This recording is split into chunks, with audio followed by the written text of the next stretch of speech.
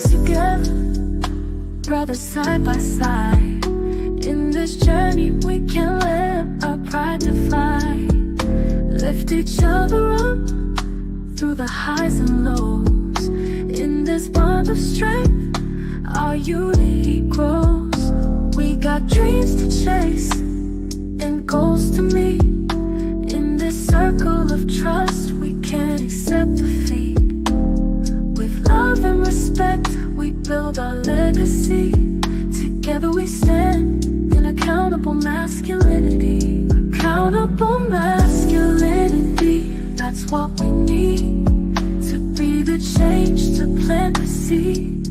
In every step, in every deed. Accountable masculinity, that's what we need. Through the struggles and the pain, we find our way. In the light of truth, we won't go astray. With open hearts we face the reality. In this brotherhood, we find our clarity. We got dreams to chase and goals to meet. In this circle of trust, we can't accept defeat. With love and respect, we build our legacy. Together we stand in accountable masculinity. Accountable masculinity, that's what we need. To be the change, to plant the seed. In every step, in every deed. Accountable masculinity, that's what we need. Let's break the chains of silence and fear. In this unity, our voice is clear. With every brother, we lift the veil. In this journey, we will prevail. Accountable masculinity, that's what we need. To be the change, to plant the seed. In every step, in every deed. Accountable masculinity, that's what we need. Together we rise, together we stand. In this brotherhood, hand in hand. With love and respect, we build our legacy. In the light of accountable masculinity. Victor's trying to teach you boys about accountable masculinity.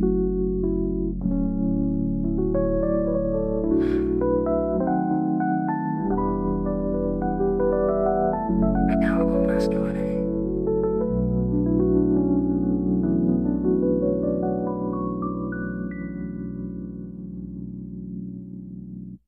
About accountable masculinity.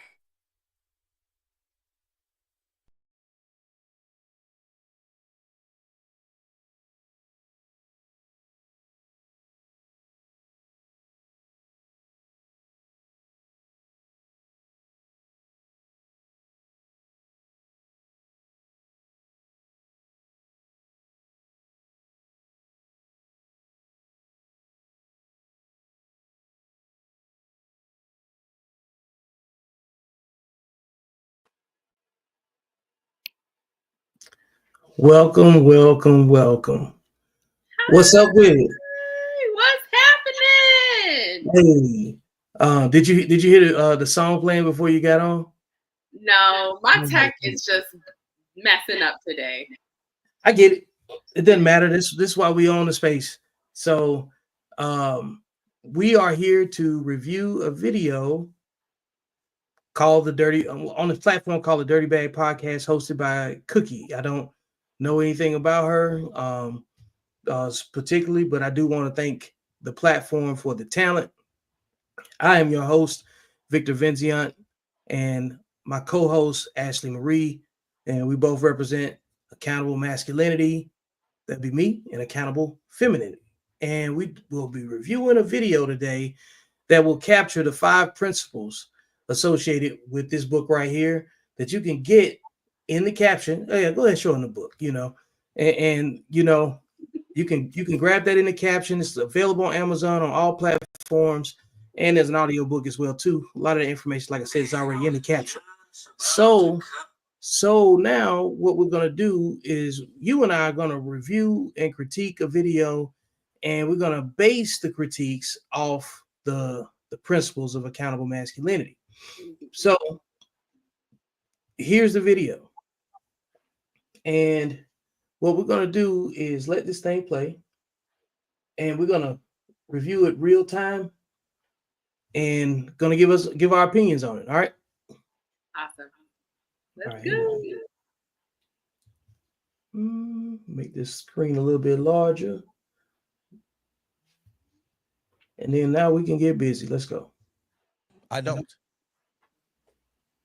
You're telling me you don't have a woman in your life that cares about you and that don't play about you? Because you talked about your grandma. The recently. idea, yeah, my grandmother can't protect me. But she don't play about you. You know there's somebody in your life that don't play. You telling me there's not one woman in your life that don't play about you? Okay, let me go back. When you say don't play about me, what do you mean? Boy, stop playing with me. I'm not. Somebody that rides with you, that values you, that will stand up for you, protect you. There's not a woman in your life like that.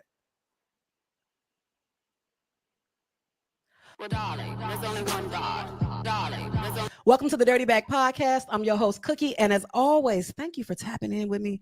You could be anywhere listening to anybody, but you're here with your girl. So today we gonna get a little brown sugar, a little art, get a little artsy on y'all today. So I got the IMD Walk here. This is somebody that does dope spoken word, dope music about the community. He just out here. And he decided to come clean out his dirty bag. Yeah, you cleaning it out. Was I supposed to talk? Welcome. So before we go from here, what your first intro to this, do you think is an interview, or what do you think? Clean out your dirty bag. I don't even know what that means. So for a new viewer like myself, I would probably want a prerequisite of what is that? Yeah, I have no idea. I don't know. I ask a lot of questions too. So, about, like what type of attention, what's the format of the platform, Right. So based on the format and what you're seeing right now, is it a safe assumption that it just looks like an interview, a one-on-one interview? Right. It looks like an interview because there's two microphones, they're sitting across from one another, and that's what an interview looks like. Okay. I'm just making sure we're tracking the same thing. Let's go. Right. Oh, hey, how you doing? What's going on? Yes. Thank you for the welcome. I appreciate it. Thank you for coming on. Absolutely. Listen, you invited me, and so it's only two places I go, where I'm invited and where God sent me. So you invited me. So did God tell you it was okay to come here? Well, we'll see when I leave. Oh, okay. Well, first of all, this is the Dirty Bag podcast. We clean out our dirty bags. I know you ain't finna sit in front of me and hide them eyes. Hide? You are hiding. I need to see into your soul. Whoa. Now that's a vulnerable somewhere space. Close. Somewhere close. She said somewhere close. Well, what's the avenue before the soul? What boulevard what we doing? Peace. Peace. So you want me to take my shades? I want the ladies want to see you. You can see the ladies. Baby, they can't see you. Now I put these on because I'm. Tell me. Yeah, tell me so what's that about. I do things that suit me first, and then if I need to adjust, I'm not unwilling to adjust. And so as you asked or just said what you prefer, I'm able to do it. Because you didn't say like don't wear shades, right? That. Yeah. So I'm just curious. But I do normally, like when I perform, I normally have on shades. Sometimes the lights are so bright, right? But then also just randomly throughout the day, I know I got a bright future too. So, so I knew something. I knew he's gonna be on some bullshit. Listen, it's all right though. Good thing about this. What you got to say? How is that bullshit? Anyway, I think some people have awkward communication skill, but so I just chalked it up to that. If you have awkward communication skills, go learn how to do that before you have a podcast. Anyway. Yeah, come on. Spaces. This ain't really so much about performing here. This is where you come and you lay your little burdens down. You a man of many words. Many words. A lot of words. You dropped a project recently. Yeah, it was fun. I hope it was. It was good. No, it was good. It was my first project in a few years. Yeah. And got another one coming up. So just looking, I just appreciate and I think I like the way you said project because it's a working piece. Yeah. Am I a spoken word artist? Yes. Do I do that all the time? Not necessarily. You know, who I am is not necessarily what I do. And identify it as a project helps me to understand that this is this version at this time. So you gave me some words. So you got words too. Look, I do a little. I try to do a little. I say. What is I want to ask you, what's a misconception about spoken word artists that you would like to debunk? The misconception about spoken word artists is they know where I'm going with this. Go ahead. I don't. Yes, you do. I don't know what the misconception that we can't fight. What? Who said that? The idea that you can use your words sometimes make others feel like you don't have the physical ability to represent the same type of idea. Folks think that spoken word artists are soft? Well, you said a misconception, and I'm just saying. What I mean is that a misconception I don't know that y'all they think that we're soft you're or so artsy, not, and everybody can get it. You know what I'm saying? Are you one of them people that's like super duper quiet? No, like you quiet for a reason until like you got a story. I speak in public and talk in private. What does that mean? Meaning the words that I say are very intentional when I'm in public spaces. So one of the reasons I kind of turn and do often speak spoken word because the words that are used for the masses I can't use for the individuals because it's not the same audience. So I have to be willing and understand how to adjust my understanding of how to reach my objective at that time. They had an audio issue. So wait, because I feel like with spoken word artists, when you write a piece to perform, it comes from your experience. You're talking to people through the lens of how you see the world. Is that not? That's one perspective. I mean, it has many objectives. For me, my intention is to be able to share from the abundance of what I have. So those are ideas. I put words to those ideas, or I put some type of understanding to those ideas, and I write them down. I realized that poetry is a very up until this moment right here, not at this exact time. I think they finally like leveled out where they can kind of continue the conversation and kind of figure it out. My interpretation of what I think the DirtyBag podcast intends to do is, create a transparent platform where people can kind of like talk about the dirty work that goes along with trying to get a project or whatever it is that you're trying to get accomplished. Because like everybody sees the interview for the outcome. You know what I'm saying? They don't know all of the work. Nobody celebrates, you know what I'm saying, how many writer's blocks you had, right? How many days you went home unsatisfied, or however you look at it. So I think up until this point, we're doing all right. What do you think so far about now? So basically, the bag in the dirty is the money part, like getting to the bag, and so the dirty aspect of it, or the non-preferable aspect. Is that what you mean?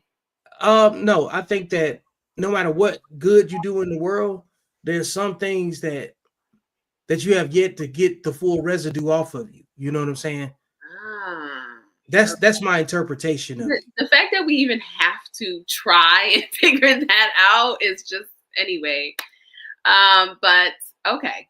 Right, precise way to tell a story and make a connection. Okay. Differently than like a press release, or differently than a speech, right? Like I can now form my thoughts and my intentions into this piece and ideas and connect with people. And what frequently happens is when I speak, those who heard me, they come to me and then we can talk. I want you to quote a line that you said. I was trying to remember. I listened to this album. I was trying to memorize it because you're trying to be the entire. I don't even have the entire album memorized. You don't, for real. You mentioned something about buying lights. It was. Oh, that was Evolve. Yeah. Okay, so Evolve. Because like he got a whole album. Mm-hmm. So he should have been. I felt like if she would have interviewed him or sent her the DirtyBag podcast session, because I don't know if it's an interview, I don't know what it is. Right. On the album, how much stuff did he have to sift through in order to create the art that he created? Right. There's a lot of rough drafts. You know what I'm saying? That they start off as dope ideas, but they don't necessarily come to fruition. They don't necessarily. And then if you make one individual project, or one individual project within a project, they don't mean it fits the entire project. So she could have. I don't think she studied him enough. I think you got to study people that you intend to sit across and share information with. So, and can I be honest with you? Yeah. She's doing what I used to do. So she would act like she cares, but she don't. Like she, but she don't, and she actually is in it for herself. This entirety of this, it isn't about the person she's interviewing. It's about her, and you already see that because she's just not. Like the research hasn't been done, the depth isn't there. It's all surface. It's all It's about her. So that's what this is right here. All right. Let me get into that. I feel like I can't. You can take a minute. Hold on. You were talking about buying likes. Never sell your soul for likes, because you could start to like it more than you like you, simply because you showed the highlights, mostly because you showed the highlights. Then you were asked to boost yourself through advertisement, which is essentially paying for likes, like what was on television and still is. Your evolution will not be televised. Y'all heard I had to stop for a minute. I said, now hold on. You just came for everybody on that. I mean you didn't, but I mean it's something we gotta unpack. Yes. And that's part of the unpacking I've had to do. Okay. And it's I don't know if it's coming for everybody. I'm just bringing it to our awareness. Yeah. This may be void my opinion. I'm just saying this is possible. And if my grandmother would say, a hit dog will holler. Yeah. And so if you holler or if it evokes you in a particular way, that might be something to tap into. Right. So, those are the types of intentions I have with my words. And I know I can say that, and there's not a room where that concept hasn't existed, where you've done something in a public space because it made you feel good, even if it wasn't as real or inauthentic as you wanted it to be. Yeah. Right. Like that could be a relationship, that can be parent-child, that could be sister-brother. Like right. There's something that's happening that makes me feel good, but really is empty. That's interesting. So how do I value that? And if the value is simply aligned to quantitative values, the quality is always going to suffer. But as creatives, we seek validation. I mean, validation a lot of times is what keeps folks going. I mean, so yeah, yes. And I had to realize I was validated when I got here. Okay. We'll talk about it. Come on. So the problem with seeking validation and not doing the internal work first. Well, validating yourself. There's a lot of irony playing out right now. For anyone else's or anyone else's validation outside of that, I can appreciate. Yeah. I'm going to expect me to validate myself, which means validation is about accountability. It is. Right. So, yes, it's okay to like. I like the likes. Like I want people to like what I do. Right. I want people. I think it's important to understand that it's okay for people to like you. Now, are you driven by the likes? Many of us are. Because it's been rewarded financially, or been rewarded with some type of pleasure. So understanding that this is not a good or bad, or positive and light, or high and low. This is a fact. Let's just for a moment, let's relook at it and see why it makes us feel the way we feel, and is that a benefit for us? It's understood. Artists are sensitive about their shit. So when you go into a process of creating something, what is that like? Are you one of them folks that dip off and just cut people off? Cut people like really? Yeah. I mean, okay. Maybe it's my language. Well, you dip off. I think it's fair. I have dip off. I just came from dipping off. Dipping off. You just came from dipping off. I guess it is. I dipped off. You dipped off. I was in San Juan and had an opportunity to do some spoken word, and just kind of being dipped off or ducked off, as some people would say. Yeah. It does create a space and an opportunity to experience something new. The duck off was more about going to a space I've never been or that I don't go to frequently. Mm-hmm. And so the idea is that, yes, I can do that. But that also happens when I go to sleep and I wake up. Like in my dreams, I make sure to live a life that allows me to dream better than I live. So that when I wake up, I'm inspired. And so going into a space of dreams and having free thinking and open minds and, imaginative coming out of that, that's when I write. Okay. At 4:38 most mornings, I'm conscious. But you leave people alone when you're in that process. Like if you create something, do people have access to you? No. I have a special setting on my phone to know only certain phone numbers come through. I don't even get like the Amber Alerts. You ain't out here trying to help save these kids? Well, I'm not saving them, but I also know I got to make sure I don't need to be saved for myself. Oh, you see how he just did that? What's wrong? Timmy still needs you though. You I No, listen, if somebody gonna get him. So that's not my responsibility. I don't assume responsibility. That's not mine. Responsibility for these kids. That's not mine. That's not mine. Now, I'll support. I'll advocate for. I'll teach. I'll coach. But they are not my responsibility. You just brought up a good point. I love how you just said that's not mine. It's not. I asked you when we had a phone conversation. Y'all look. I met him one night while I was recording. Toe up. It was the episode that I just dropped where I was just dipping my toe back into the pissy dating pool. And I gave him like attitude at first. Because, if you forget who I am, then what the hell is you doing with your life? That just tends to be my thought process on everything.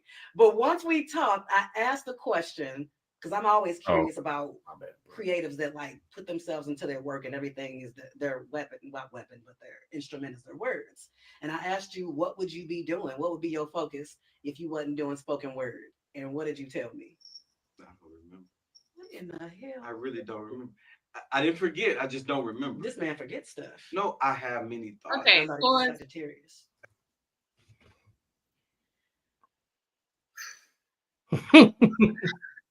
If her whole purpose of having him on the platform is to elevate her platform, then wouldn't it be her benefit not to diminish him? If he does forget something, like for instance, me and you, right? Yeah. I was maybe 2-3 minutes late. Are you gonna come on here and talk about, well, look at you, 3 minutes? No, I had technical, whatever. You know what it undermines you as well as I if you diminish. It's unprofessional. It's so unfucking professional. It's so unprofessional. Anyway, I just wanted to say that. Yeah. Keep it going. Boom. What did I say? I said I'm already doing it. No, that ain't what the hell you said. Oh, what did I say? This is how we know he's full of shit. He was like, if he wasn't doing spoken word because of how much of his time it consumes, he would focus on being a husband. Oh, a husband. Oh, yeah. Okay. Oh, yeah. Well, just say that. I do. I remember. I can now recall. She didn't even give him a prompt. That's what Woody said online. I couldn't recall. You can't recall a whole lot. I couldn't. Yeah, I would be. Yeah, no, seriously, I would be a husband and a father. See, this is when you hear me say, black women talk to black men like police officers. It becomes an interrogation. You know what I'm saying? Like if you picture, you ever been pulled over by the police and it was completely inconvenient, and then they didn't even write you a ticket because they thought they had something else, but you don't have no warrant, so they let you go. Yeah, that's what this situation is right here. That's what the Dirty Bag podcast becomes. It's a pretext stop like by the police at this point. Right, and I'm gonna say this: whenever the podcast shows her full body, first of all, her bra is showing. Second of all, her whole slit, her whole leg is showing, and she has like a cheetah print. She's leading with desirability and not character.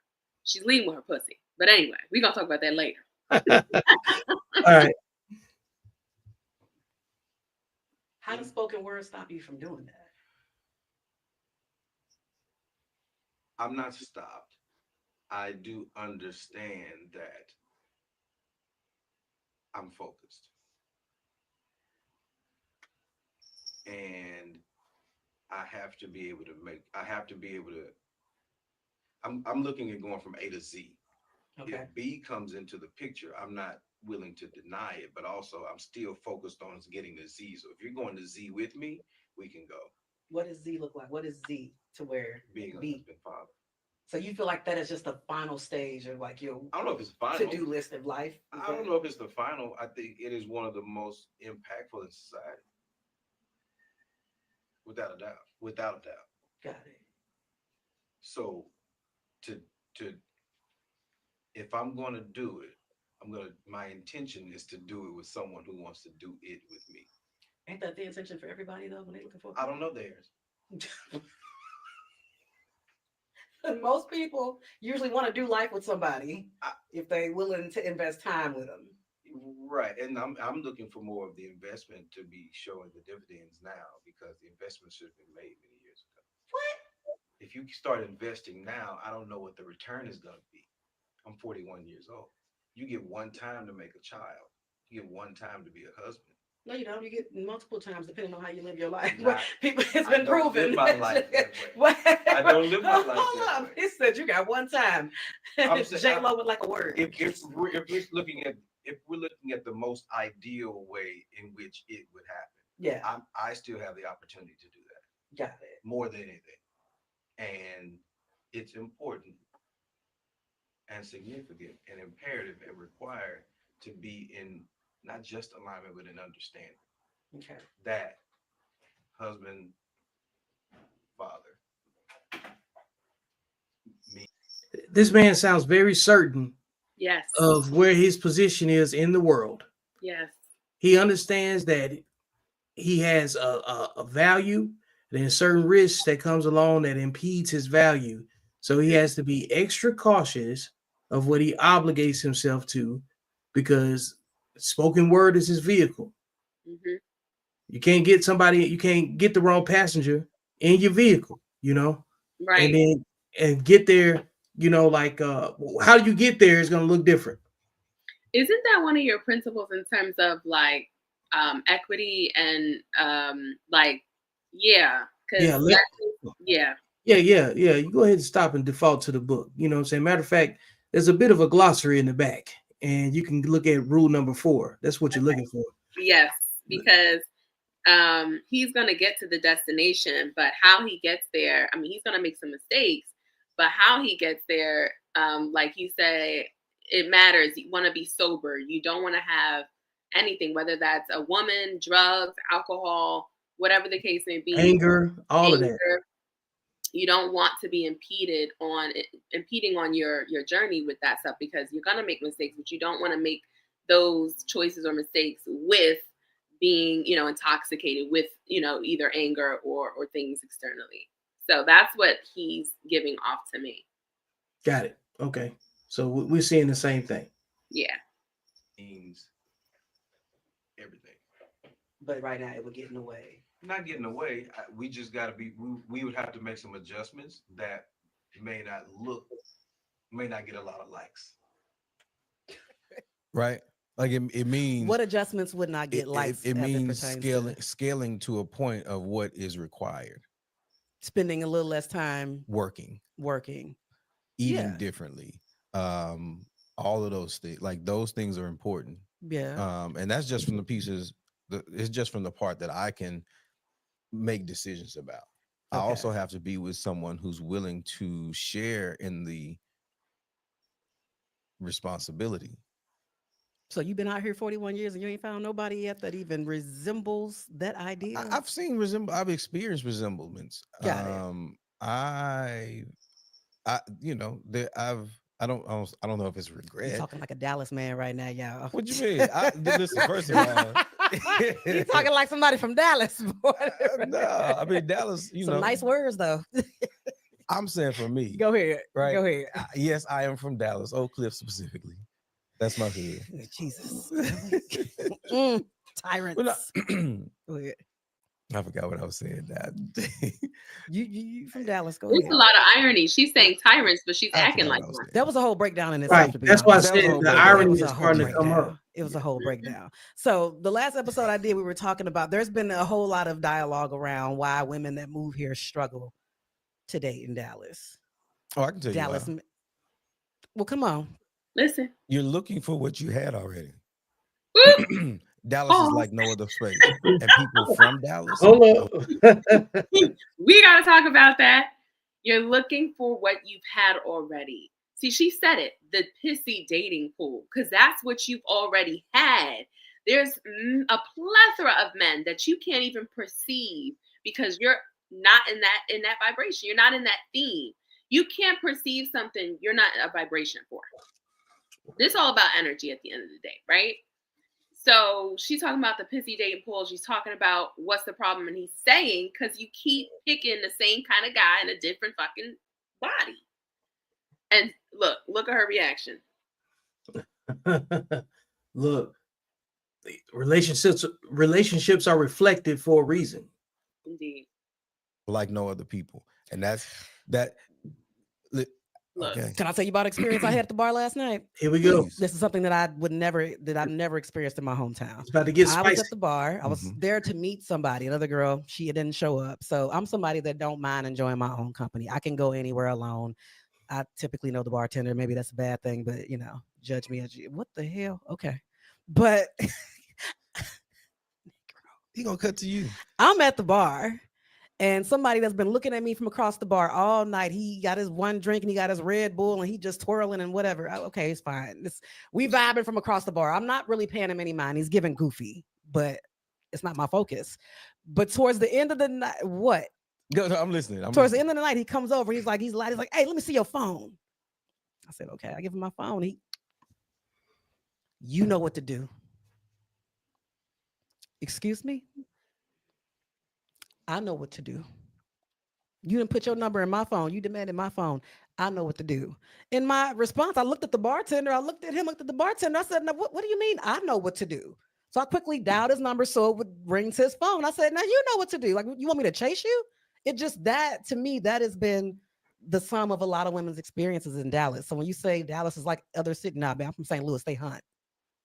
No, I said, yes, you're right. This man wanted to be a princess. I'm saying, no. So Dallas is like no other place.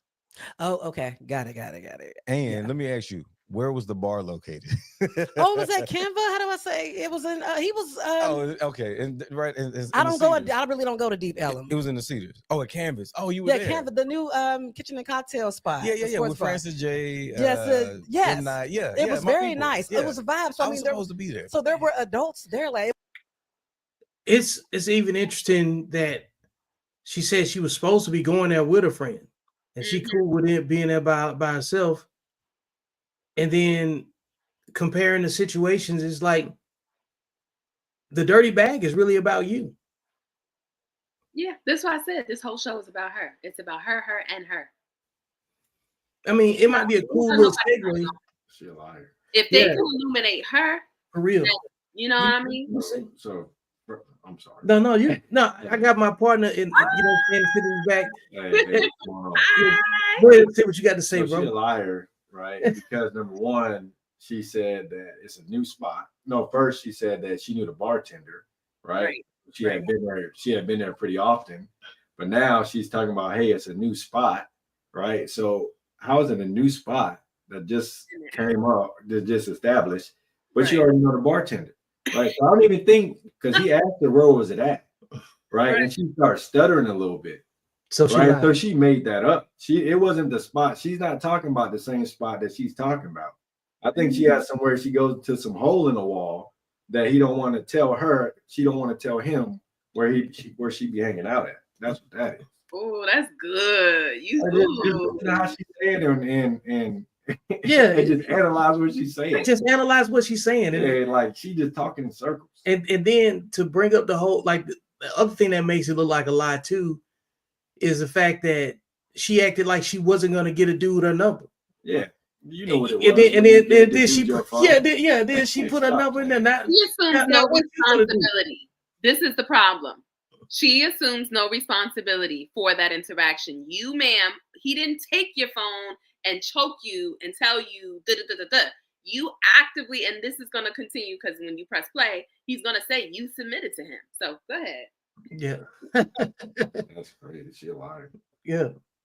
He wasn't no young person. For sure. A 25-year-old, which they be on me. What is it with y'all chasing us?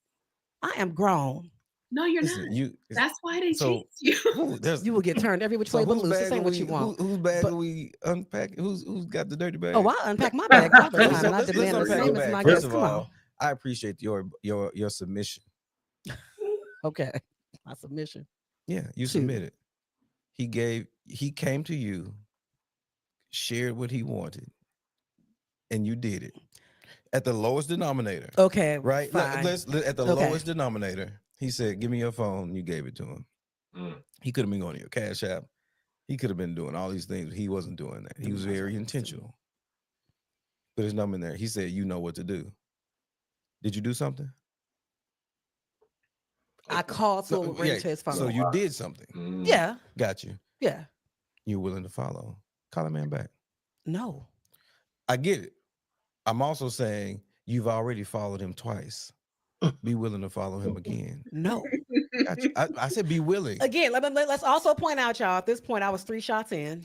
Okay, that might be. I'm Here super, we go I'm with super that. social. There was nothing attractive about this man to But me. you called him. I love a good from that vibe. standpoint. Yeah, so it was like a love. When he said, "Let me see your phone," I don't know if he wanted. Yeah, why bring up the alcohol as a variable? So she doesn't have to assume responsibility. It gets back to that. That's it. That's why. That's why. Man, come on now. See my Instagram. At that point, I'm just like, you've been dancing with your little Red Bull all night. I got and you. you done moseyed your little ass over here. So I see what you're saying. You're looking at it like from the really just. I'm saying from how he moves, that is definitely a guy from Dallas. You said the you know what to do is what had me like. And you did something. No, I put the ball back in his court because him giving me my number meant he didn't have mine. You see it as you putting the ball back in his court. Yeah. He see it as now he got the ball. Right. He just needed you to give him the ball back. Okay, so he got the ball. That means permission. Yeah, you can call me. I'm not calling you. I know, but you did. Well, no, I mean, I wasn't. I know you did. I see what you are really literal. You are really, really I'm being literal very person. literal. Okay. Because Dallas is a space where you got to be literal. Because it's a lot of unreal reality, unliterate, the whatever. Just put it in a poem. Put the shit in a poem. Right. I'm not putting a poem. Yeah. But like being in Dallas, you got to understand that like this is still the South. She about to submit. And it's still the Bible Belt. Mm-hmm. And a lot of the history of Dallas, the president was killed here. Yeah, this is true. There we go. Right. You got, even Boosie just came back in time. And Boosie, right, on a lot of levels, Dallas is a different place. But Bible Belt and wanting to be chased as a man, that don't clash to you? You're misaligning. You're misaligning. You're not wrong. Okay. I'm saying the perspective that you have right now is misaligned. Okay. We have to move in a certain way that keeps us safe. Because this is the South. I mean, the whole Juneteenth thing, right? Yeah. I mean, even just the idea of this is Texas. Yeah. Don't get it twisted. Mm-hmm. Texas runs the world, runs America. Between Texas and Florida, let's look political influence. Yeah. Texas influences America. Dallas influences Texas.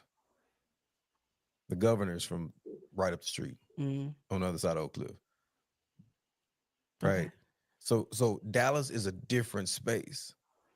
And it's not like any other market. So the guys that you're comparing them to is really an unfair comparison to the guys from either other spaces, because Dallas is not like another market. Okay, so break that down. You said Dallas ain't like this. I mean, so break the dudes down and help the ladies. From a cultural standpoint, okay. Dallas really has like our man spaces are more of like players, pimps, and preachers. This is my observation. But go ahead and you from here, like, So how we move in conjunction with doing life in the South and the history of being in certain spaces and just the influence of where Dallas is now and the transplants that are coming in, it is a new experience. It's gonna be different than what you've been accustomed to. I'm not saying you have to change your standards. I'm saying recognize the standards as they are and accept the opportunity to see something that can align with you. So what is Dallas? What is a Dallas man looking for? He's honest. He's real. He's consistent. He gonna tell you what he want. That's what she Either got. do it together or you're not. But that's just not like a Dallas The man. Dallas man That's won't like what again? any Dallas man, grown you say consistent. adult man. Now, it Yeah. may not be the consistency you. And that's the thing. She's asking for some that is neutral across the board because she struggles everywhere she goes. Yeah, it's her. Yes. Yeah, Very this balanced. it's not, it's you. It's how you present. It's how people see you, and they figure out how they're gonna deal with you as you show up. That first impression is the only impression that counts. Right. You know, she's not qualifying herself for covering, because anybody that's a man does not want to be combative with a woman. Any man that, again, what's your other principle? You don't argue, but especially with women. So We this don't kind of argue. woman is not going to even, and we're going to get to that part because he's going to talk about that part. But It's a ring. yeah. All I'm that not. back and forth. Yeah, we're not playing tennis. right, want or prefer, he gonna be consistent though Consistent in whatever it is he is. in what he does, because he moves understanding he gonna have to make it back home. You keep saying him making it back home. The mentality. Okay. It's the mentality of growing up in the South from Dallas. We didn't have our black political leaders got run out of Dallas. Nobody talks about the fact that, and I hope y'all don't feel a type of way about me bringing this up, that this is the one place that really didn't want MLK to come down here preaching in the churches. And it wasn't that so Black, I'm not talking about white folks. You sure? Yes. So let's go back. He preached in the park. They didn't want him to come down here making the white folks mad. I want to highlight something here for a second too, because people are starting to see that it looks like he's talking in circles because she's thrown off the energy of the conversation. Going crazy. And so like now we don't know what the dirty bag is anymore. I don't know what's going on. Because she didn't put him in a defensive situation and he trying to recalibrate what's going on here. He got the same confusion as the audience, and I'm really sitting up here watching and say, "Hey, you talking in circles?" You know what I'm saying? Because he talked too much though. Yeah, he should have just said what he had to say and left it how it was. He's trying to make up all kind of other stuff. And what's going on right now? This is what I like to call an ambush. This is an ambush situation. You know what I'm saying? This is why it's surprising. This is why it's throwing everything off. And that's what, like Chris just came in the comments and said, no, she is talking in circles, is what I was saying, because she made it about her. So now that's why if you go back to the part and say, is this about your dirty bag or what? You know? So now the rest of this show is dedicated to recording her poor dating decisions. You know what I'm saying? And her perception. She's for advice, really. She's trying to we can't let this dude off, man. Like, because he goes from being a man in Dallas to not being able to go home at the end of the day to being direct to talking about MLK and churches and politics. Right. Like why does he keep going on and on and on about these different things? I don't think he sees that he couldn't get through to her, so he's trying to find different ways. But then it's like he should have just left it alone. I think they had an hour time space and they're trying to fill up an hour. Yeah, I think this is an example of not having a good outline. Yeah, that's what I was thinking. There's no outline, and so I think he shifted, and he shifted, and he made the outline in his agenda because he has his own movement, and it says poetic justice, but he's an artist and he is an advocate for the Black community. So in essence, he's like talking about the things that inspire him and that he was involved in Dallas, right? And those kinds of things. But again, the show is supposed to be hosted by her. She's the one supposed to have the outline, if that makes sense, but she doesn't. Yep. She's looking for him to have it. So he's just stating what he desired and what he's inspired by. Well, I don't like you use the generalization as all Dallas men either. That ain't all Dallas men don't influence Texas, right? What about Houston? Houston has a major influence over Texas, over the United States, over the world. We ain't even gonna get into screw music. So maybe he seems like I'm not really sure, not totally cultured to the entire culture of Texas, maybe. Maybe because he just Dallas. He just speaking solely on Dallas. Yeah, but it's not even all Dallas men. I don't think. Right? Yeah. All Dallas men ain't scared they finna go home at night. That they're not gonna go home at night. Yeah. So maybe he's just speaking like the men that I grew up with, or in my situation. Yeah, anecdotal. You can't just say Dallas men. Mm-hmm. But and then women start thinking that all Dallas men are like that. And that's exactly what I was about to say. She said, "Tell me what a Dallas man is like." So, what should he have said? I can't speak for all Dallas men, is what I would have said. Absolutely, but he did not say that. But he didn't say that though. So taking it as this is all Dallas men, and then they take a clip of this, then they got this dude saying that all Dallas men doing this, and then this dude done it.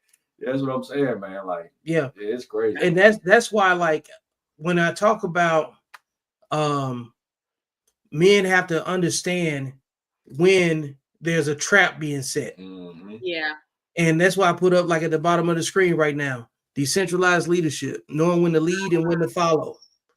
And you must avoid misrepresenting fellow men. Mm-hmm. Although we are not perfect, we must have redeeming efforts, which means you can make a mistake, but make sure you're doing the right thing. Because if you make a mistake, you can make a mistake whether you're doing the right thing or not.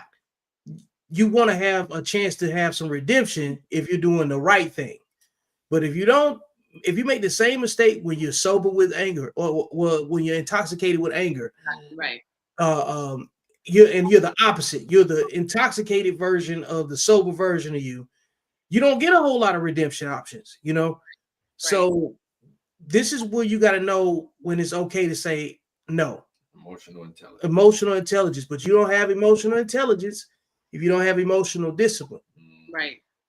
And I think the reason why she was allowed to yap was because I feel like he didn't stand on business in terms of saying no, ma'am. You're not doing this runaround. And so appeasing her is another reason why Black women feel like they could just say and do whatever they fucking please.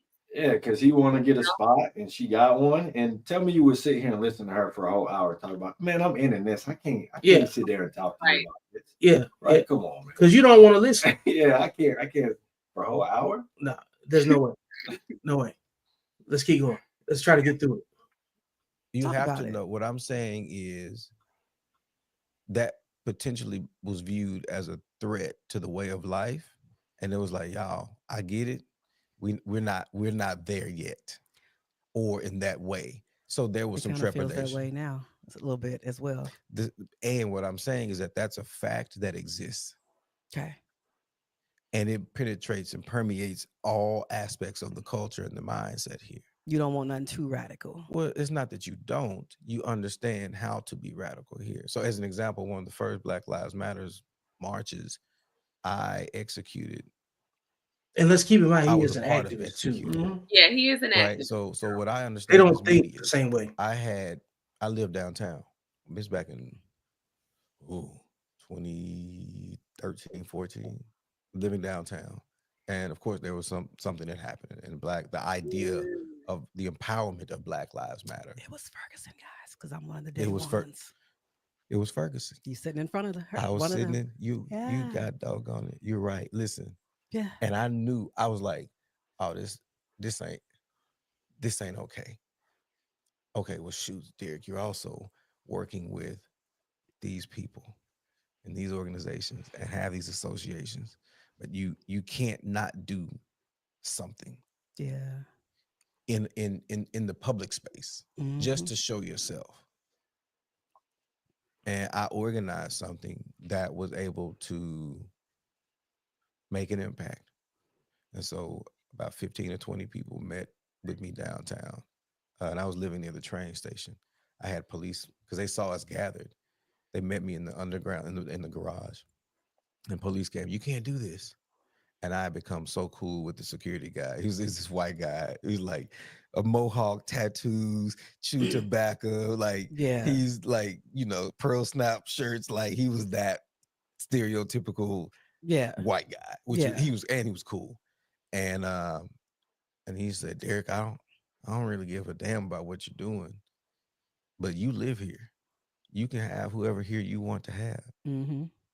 And he told the police to get off the property. And so we gathered in this underground parking lot just up the street from the Adolphus Christmas parade. Mm. And if you're from Dallas, you know That's a big deal. that is a big deal. What I knew is that what I experienced was walking down the street with these mostly women. The women spearheaded a lot of this. Not spearhead. Oh no. Women didn't spearhead. We can talk about I'm not saying shout no. out to Leilani and Nisi Couture. Those were the girls in Dallas that traveled all the way to Ferguson at the 1 year anniversary. I didn't know that there was anything radical going on in Dallas until they traveled this ain't all the way You want this to whole St. Louis podcast and showed Nope. out. shit on her So face. shout out to those black women. She didn't want this to go. She didn't want this to go there at all. Yeah, then that's what he should have been talking about. Mm-hmm. This is what he came on there to do. Yeah, this is what he came on here. This is where he's backing his confidence because he got Mm-hmm. the experience to have this conversation, Mm-hmm. and she just know people. Right. So, And I'll say this too: when she was asking for advice, he's not married yet, so you gotta speak in terms of experience. But if you're not married, like you're limited to certain questions in terms of dating and this and that. Like speak on a subject that you feel like I am hunted on that, because now you won't have a lot of manipulation able to what I mean, because you hunted on that. So and that's counterfeit coaches and dating and all that it's spurred from people just think, well, I've had experiences and now I can give people advice. And so anyway, that's why, stay in your lane is a really good idea. Yeah. Shout out to all the women who were being that, because it's another, how do I say this? Look at her face. If somebody's going to be shot, they'll think at least another time before they shoot a black woman. Theoretically. If you're a shooter, you realize it's a woman, you're gonna recognize the woman or the femininity, and you're gonna think before you pull. A lot of the women were the ones that found a way to make it about her, and it was getting shot by rubber bullets. In fact, one got shot in the eye. In the eye, yeah. And what I'm saying is that the women were willing to step in front. Yeah. While some of the men, like people like me, were able to kind of like have a moment to say, okay, what's going on? What can I do?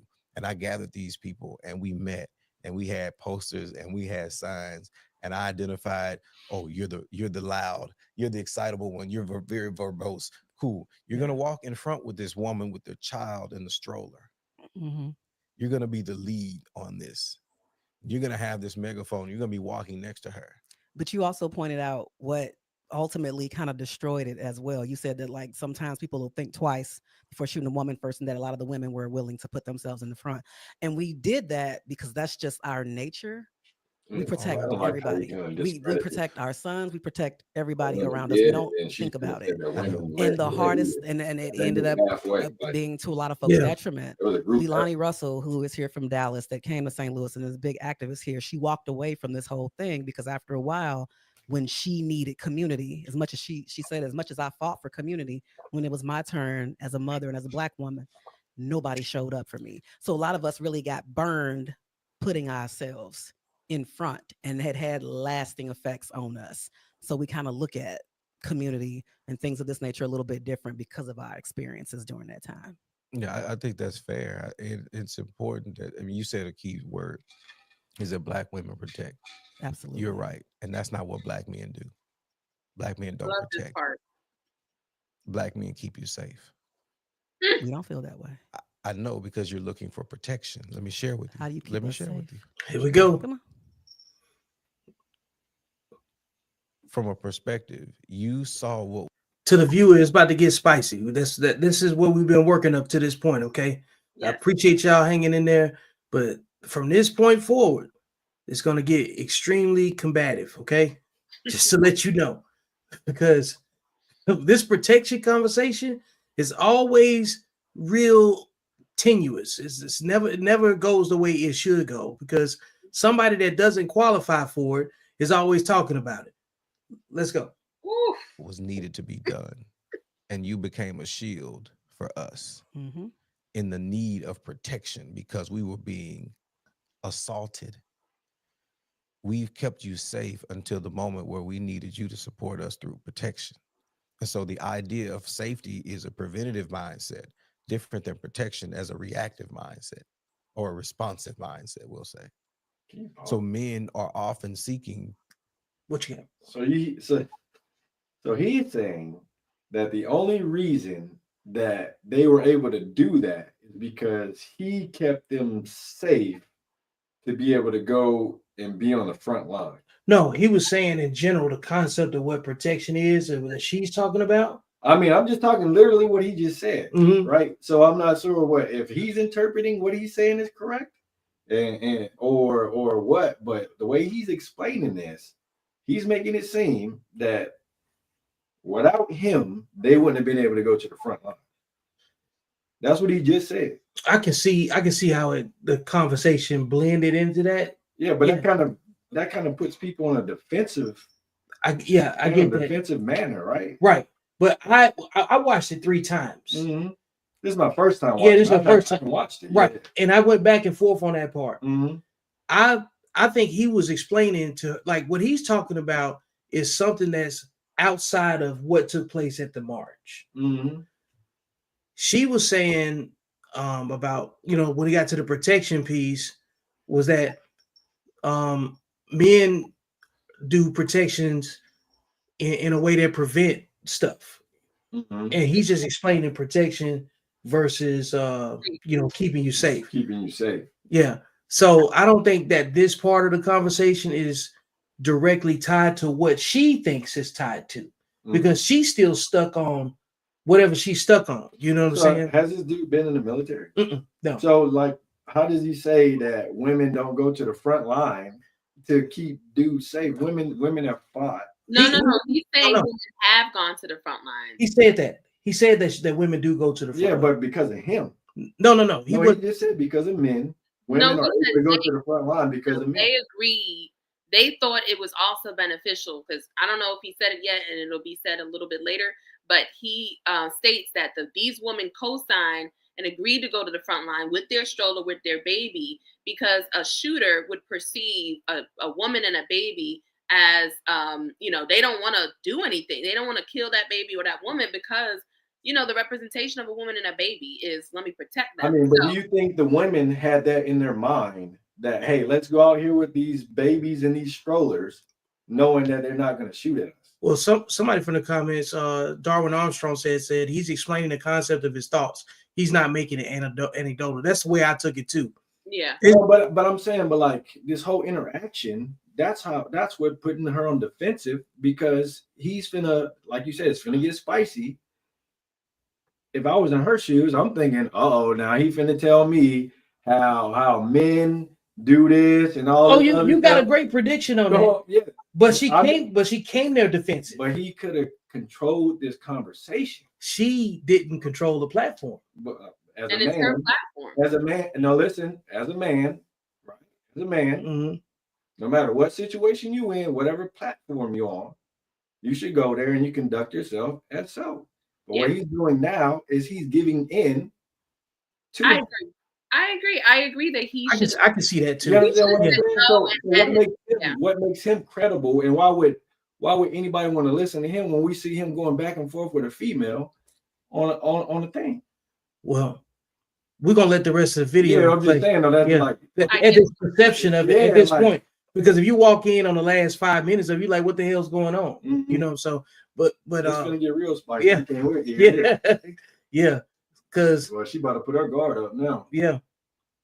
To keep you safe, you'll never get acknowledged, and not for the acknowledgement or not, but being acknowledged for keeping someone safe every moment, every day. How though? Only comes up when they felt unprotected in the need. When someone didn't seem like I was being shot at and didn't have the shield that I needed. But that was also in a moment of conflict or something that was heightened where it may have been out of his control and he couldn't do something. But I'm still saying, but what is the example of keeping us safe? Keeping you safe is you're not being in harm's way. Keeping you safe means that we're considering and prioritizing you in the best ways that we can, even if it doesn't meet the standard that you have identified. But we should be like, if I say I protect black men, I can tell you actionable They're things not I've talking done. about. I'm If sure. you tell me that you keep me safe, you should be able to tell me. Yeah, at this point, they're not talking about the march anymore. She's just asking for his general understanding of what does keeping me safe look like. Yeah. Yeah, because she's thinking, hey, you let me go out here as a meat shield, and then you back here doing command and control while I'm out here, while the women out here taking rubber bullets to the face. Mhm. And he talking about gathering somebody in an underground parking lot. Right? Come on, man. Yeah, Come on, man. That's not a man. That's not a man right there. I think the conversation is being convoluted though. I don't think he's talking about the parade. They're talking about they're in two different conversations right now. Mm-hmm. He's trying to give her a definition and context, you know what I'm saying, from his point of view about what he thinks protection means from a man's point of view. And she's asking him a definition that doesn't, she's looking for him to say exactly what she needs to hear in order to do it. Because that's what I'm saying. Like, it doesn't matter how he explains it, she's not willing to accept it and move off the topic, because this is what I'm talking about people not having great interpersonal skills when they're going back and forth, because you may not be able to answer that question, you know what I'm saying, in the span of time that you can. So there's a time and a place. Yeah. And you can't say, you know what, I don't know. But I will say, I understand in terms of the tactics when, again, you put the woman and the baby. Would I do that? No. Would I do that? No. But I understand what he meant by when you put a woman and a baby in the front lines, it's less likely for everybody behind them to get assaulted because you got to go through the baby and a mom first. And unfortunately, I don't think that's a good, idea in terms of, I wouldn't do it as a mom and a woman. I would not do it. But we talking about we talking about strategy. We talking about, how sometimes you got to do what you got to do to get through. Like you just civil unrest don't have a blueprint. Civil unrest doesn't have a blueprint too. Yeah. It's not something that we would probably do because it don't make sense to us. So that's what I'm saying. The way activists may think and the way they may communicate is something that we're learning right now. You know what I'm saying? Because I still see her. Huh? It's a strategy, and I see the point of it. It doesn't mean that it's safe. Doesn't mean it is safe, right? He's just trying to come up with whatever consideration in a threatening situation. There's like no safe way to guarantee anybody's safety in something like that. So civil unrest is very, very fluid. Whatever makes sense in the moment. We don't necessarily get it. Just like I believe that this conversation is more about her trying to get his definition to be as perfect as she needs it to be in order for her to accept it. But she keeps bringing problems to every one of his topics. Right. So it's not about understanding each other. It's about, this is what the need to be right looks like. And it distorts everything. So like now, what does the dirty bag mean? At this stage, yet again, we got more questions than answers. So let's finish listening and see how spicy it gets. Okay. Me actionable things you've done to keep me safe as a black man. So what does that look like? Right. So now we're not at the parade no more. Okay. The first part is that we don't compare them, that we recognize them. And so seeing that safety can exist when preventative methods is say, hey, sister, I know you want to wear what you want to wear, but do you mind making adjustments? So keeping me safe is telling me how to dress. I didn't say that. Did you hear what I asked? I asked, hey, because we know how these streets move and how some people don't have a filter to separate a woman who's empowered and recognize and appreciate somebody from the men who don't know how to manage themselves, we know that exists. And you might be in a position where you need protection from that, but we try to keep you safe from it. By telling me that. By just sharing with you a perspective of what might be a reason for something that happens, because we know how this social space is. There are people who I can recognize your empowerment. I'm literate in the fact that I can understand that. I also know that the person who wants to get you because they see you as flesh and as a present for themselves, we look to prevent, we look for not being in those types of situations. All together, trying to remove it all more together. to me like Yeah. instead of me as a man talking to other men about respecting women, regardless of what they have on, I'm putting the responsibility on a woman to dress a certain way in hopes that keeps her from getting attacked, even though women, especially women that have been victims of sexual assault, know that it does not matter what you have on. If you're around a monster, you around a monster. You can have on jogging pants. You can dress down as much as you want. The nature of somebody is going to be the nature of somebody. So to me, safety to me would look like you holding other men and black men accountable for their lack of self-control, not telling me to dress a certain way. Because if I know that going to in fact, I probably get hit on more when I look raggedy. When I moved to Dallas. See, this is what I'm saying. She wanted a definition that made her feel comfortable with that. You see what I'm saying? Like all that protection talk was her setting the trap to lead him back to this conversation. That wasn't a good example. But it's not even a good example. That wasn't a good example from him on keeping somebody safe. Man, well, what I'm saying, let me make this point. She's supposed to be leading the platform. This is her platform. We're talking about making your space hospitable for a guest, right? And then going back to the previous conversation where she was talking about when she used the liquor as an excuse. Mm-hmm. And now she's talking about, obvious some SA situations. And this is why I draw the line and I stop right here, because what Derrick is talking about is there are some evil men out here in the world. Mm-hmm. And he's saying don't put yourself in a disadvantaged position by making yourself more visible to evil men. That is all he's saying. So how do you do that? So how do you do that? But in that example, how do you do that? By telling her, hey, you shouldn't wear this. Don't put yourself in a messed up position. Don't listen. But how in this context, mm-hmm. in this context, on telling her what to do, that's what she's saying. And he's saying, no, I'm not telling you what to do. Yes, you are telling her what to do for her own protection. How she takes that, it's on her. That's on her. That's on her. Right. Oh, that's on her. But he is telling her, giving her direct, he's telling us something very direct. Yeah. So that's what I'm saying. The words that he's taking, he needs to be. It's not. I don't think that was a good one for safety. Right? Yeah. Right. When we talk about safety, right? We talking about life, limb, or eyesight. We're not talking about being raped or something like that, right? We're talking about safety on somebody dying. Mm-hmm. Right, but this I don't think that was a good one. Well, and I think this also who is he brought into this life, and he has protected with his life that or married someone that say, hey, this person belongs to me. I am fully responsible for the safety and protection of this life or this person that I truly love. So he's not even qualified to talk about. Well, that's what I was about to say. Yeah, everybody's perspective on what protection is different, because what you protect and what I protect and what you protect completely different. I got a dog, man. Does he have a dog? Yeah. Like, you know, give us an example of his dog, how he nourished. And that's what I'm saying. She's looking for a definition that fits her expectation.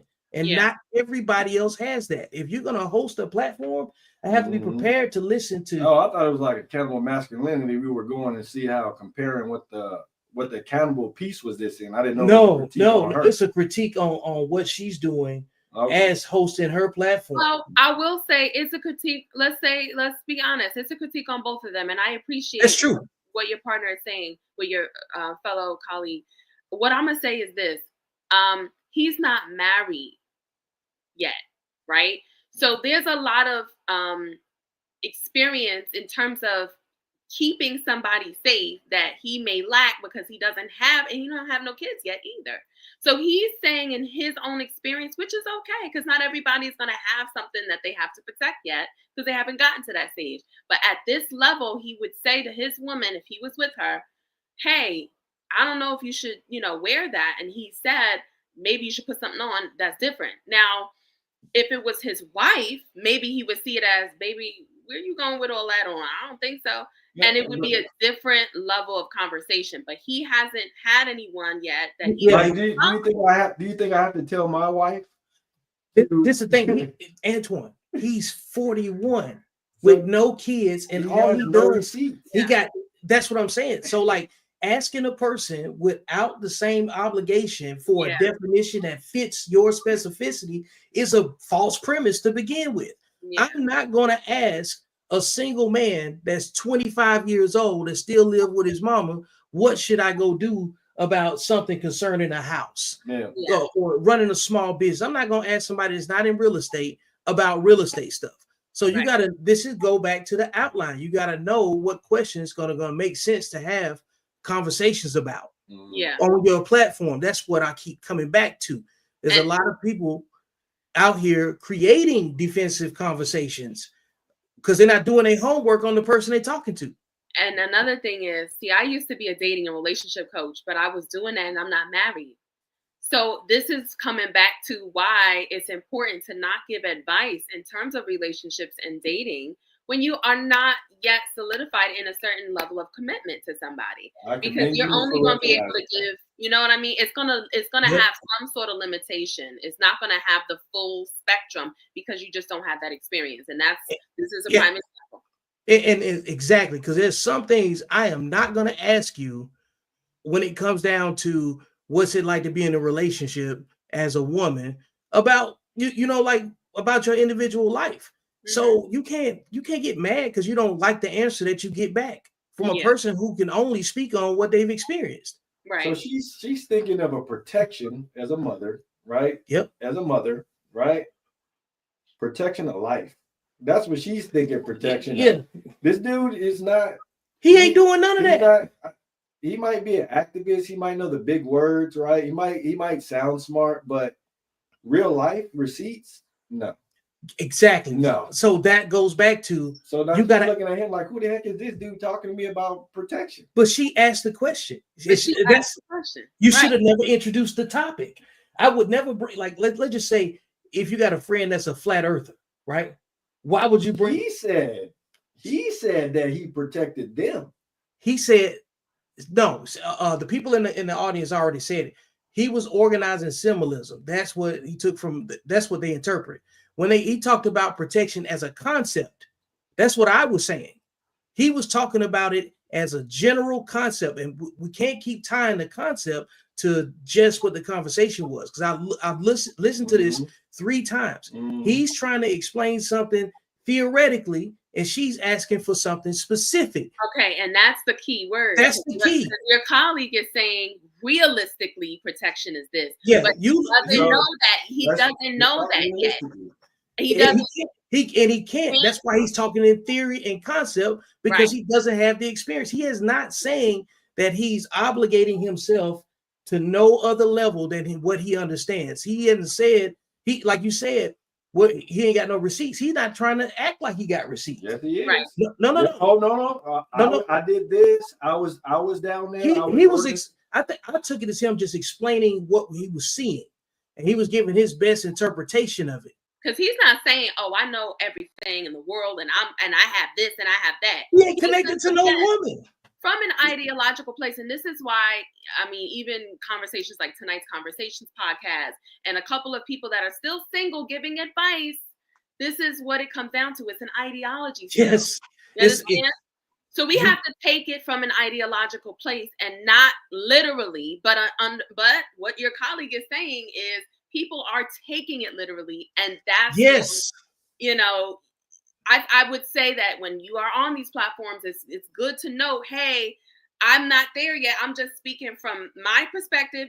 My blueprint, my ideology. Don't take it for face value, because people do take it for face value. You almost have to give a resume and say, hey, look, keep in mind before I answer this question, I'm 41. Right. No kids, no other obligations other than myself. Right. So I'm giving you the best explanation that I can provide for my personal experience. And then you got to answer the question, because you have to completely disarm people. But see, some people expect a man to have a whole ton of experience to be able to solve each one of their problems. 41, yes. But that's the thing, though. if you're not responsible for nobody at 41 years old, this is what I'm saying before we got on the show. There's tears to men and there's tears to women. You got men that can't protect nobody, even though they got kids. They still can't protect their own kids. You got women that can't protect their own kids, even though they give birth to them. There was a woman that threw her kids over Niagara Falls a couple weeks ago. Yeah. So children don't qualify protection completely. It shows that you have created life, but are you responsible? What are the outcomes though? True. You know what I'm saying? And at most, he's been responsible for himself, and that's all you can ask for anybody. Yeah. So I don't want to discredit, right, people not having kids who don't care about kids, right? Right? Because there are some people who don't have kids, who adopt kids, who marry into kids, and who would love them kids and who kill and die for those kids, right? Right. So we just can't discredit people not biologically having kids and not knowing how to care for kids. That's why I said there's tears to this. Absolutely. Because we're very complex, man. Because we make decisions off of what we're responsible for. Yeah. This is sympathy versus empathy. See, she's looking for empathy.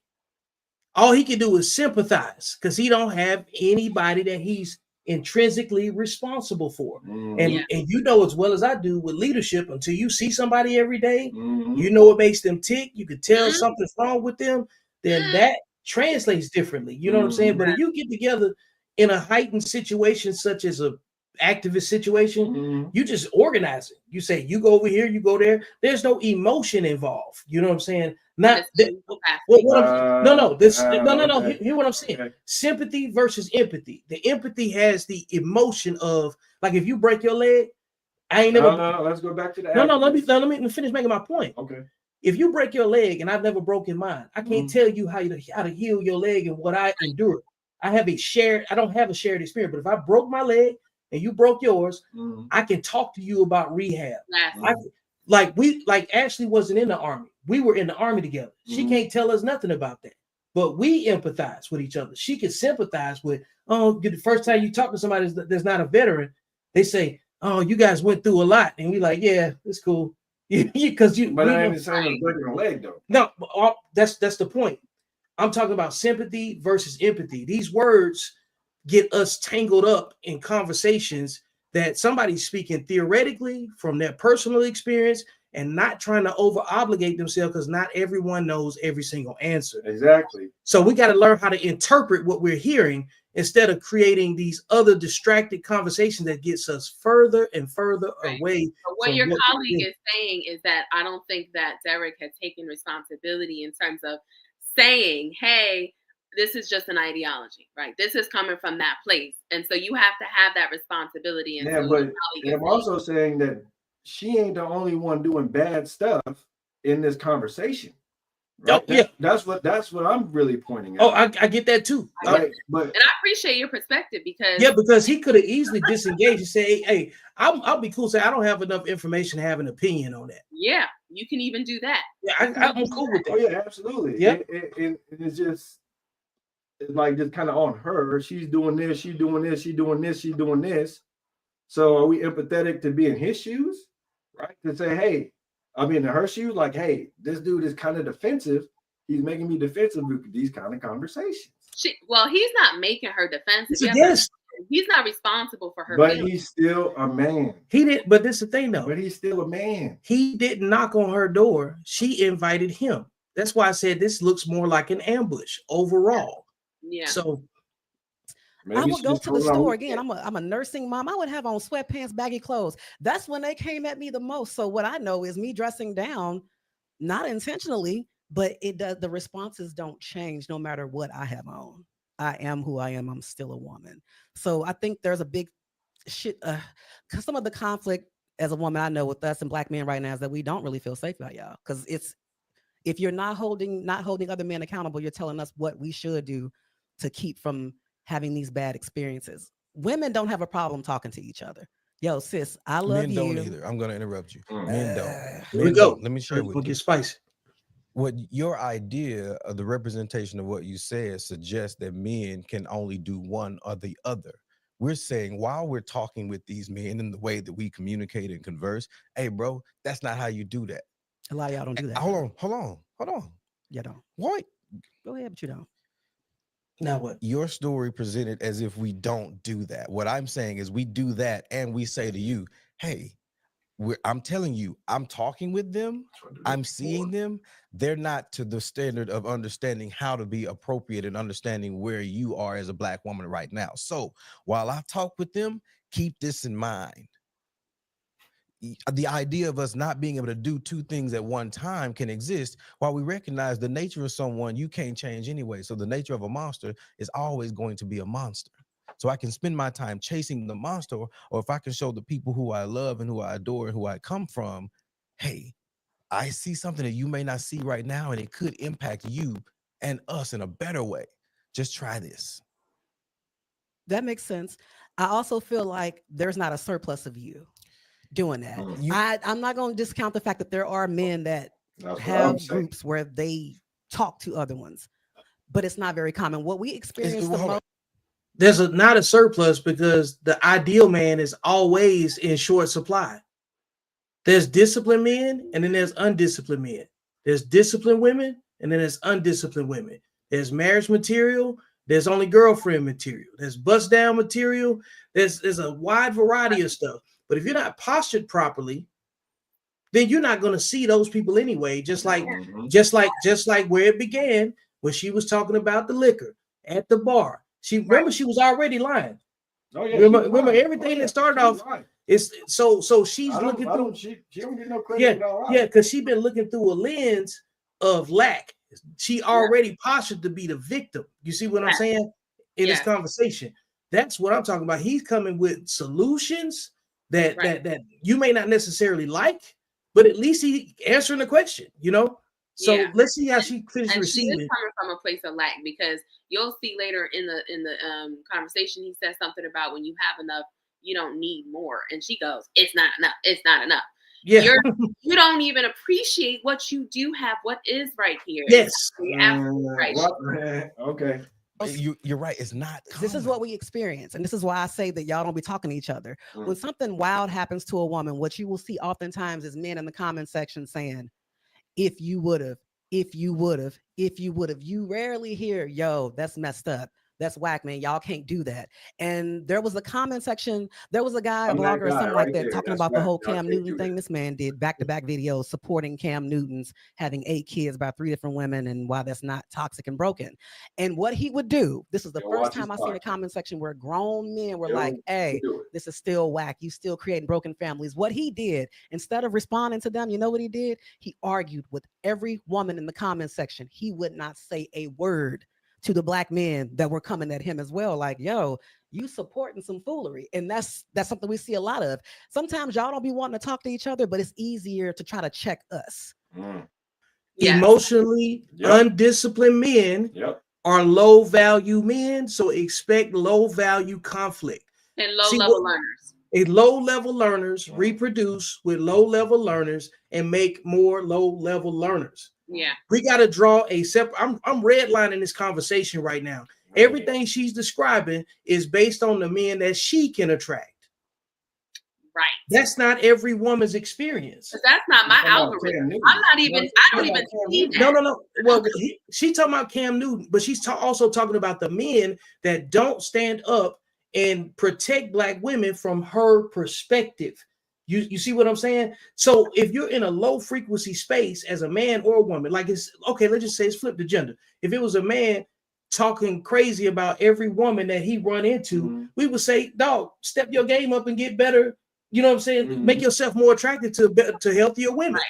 Right. So when you're on a low frequencies, this is how I know how to read people. I pay attention to what you say. So if you're having all of these low frequency interactions with the worst men that ain't moving like that, you married, I'm married, you responsible for your child, and you working on yourself, you know, so you're not engaging yourself with no low frequency stuff. The low frequency individual, that mindset, the sexually undisciplined mindset, the emotionally undisciplined mindset, is the very reason we talk about mental health so much. This is what I'm talking about. You can't do anything. Men ain't running out here trying to correct these dudes because they dangerous. We know they dangerous. So listen to us when we say, listen to us when we say how dangerous these dudes are and why you need to protect yourself, because we are not even responsible. Like, I'm not a community stepdaddy. These people were raised wrong. Okay, so like that. So she's talking in the sense of supporting Cam Newton by giving him a platform, right? By all the men who the sexually undisciplined men. That's what I'm saying, yeah. right? The sexually we want to make sure we capture. Saying. Yeah, this is what she's saying. All the sexually undisciplined men. Yep. Watch Cam Newton, right? Or love football, right? Mm-hmm. Right, and that's a whole group of people. Yep. Some of them might not agree with what he says, but some of them might do agree with what he says. But they got that common thing is football. Yep. Right. And if you can't put past what Cam Newton has done, being sexually undisciplined, to watch to watch a YouTube for football, to give him a bigger platform in the way that he talks about women on his platform, you are the problem. See, and this is where I'll go into this right here. You are the problem along with her. All these people fit inside their activities, you know. So like, meaning there's a lot of men that's got children that are single fathers, right? But there's 2 times more single mothers than there are single fathers. And that's just statistically true. But so the main people that's going to have the most smoke in this conversation are people who have children. The people with the children. because we ain't gonna talk about the man. We ain't gonna talk about the man who done got 8, 9 of them pregnant. Because like for me, I can watch his content, and I don't even think about that because I look at him just for content purposes, right? Yeah. Because I don't relate to that. But the guys that do relate to that, and the women that, you know what I'm saying, that are triggered by that particular conversation that she used as an example, they all in the same dating pool. It's so triggered by it. It's the baby mamas and the baby daddies that's got the most issues when it comes down to being heard and being seen. Married women are not having the same problems as this woman right here and women like her. Married men are not fitting the irresponsible mold of men. So you think all marriages are perfect? No, I didn't say that. I didn't say that. No. Let me clarify. The same kind of experience. We just don't think the same way. I'm talking about disciplined, well-intended married men and women that's all that. When I talk about the healthy side, I'm talking about disciplined people. Undisciplined people got the most problems because they keep bringing problems to every solution, even if they're tangible. They're trying to find a problem. This is why it's so hard for people to communicate on this platform. When I say something and it's right, because I'm thinking with a disciplined mindset and analyzing the problem, we have to know how to see the threats in our environment so we don't end up talking to each other the way she's talking to him. This is the representation of how Black men and women are so far apart and having an honest discussion about something from their own personal experience. And we got to hear each other out. That's all that I'm trying to show with this right here. And I will say this, because I got to go, but I'm coming back. I just got to pick up my little one from the bus stop. But what I will say is she's talking about how she sees Cam Newton, all that. That don't even pop up in my algorithm. On my Facebook, on my YouTube, none of that. I see men defending women and checking men in my algorithm because my vibrational stance is going to attract the very thing that I agree upon. So this is, again, I know all of us talk about, I mean, y'all are men, so y'all are going to be outcome focused in reality, but on the feminine spectrum, this is all about energy at the end of the day. This is all about energy. So she's over here, you know, again, attracting, you know, watching Cam Newton and interviews and all that. I'm sure she has an algorithm that's going to agree with her sets of belief systems, because beliefs are ultimately self-reinforcing things. They're going to be reinforced. So everything, to your content, to your friendship, confirmation bias, to the men that you attract at that bar, everything around you is going to solidify the same thing. Yep. The energy that you are in. So that's what I have to say about that. I know you want to press play, Coach, but I got to go pick up the little one. I'll be back at 4 p.m. Eastern. Okay. You want to come back on? Yeah, we can finish it up. You know what I'm saying? I can leave it right here. And to the rest of the audience that's tuned in, we'll come back with part 2 and finish this thing up. All right. I'll see y'all soon.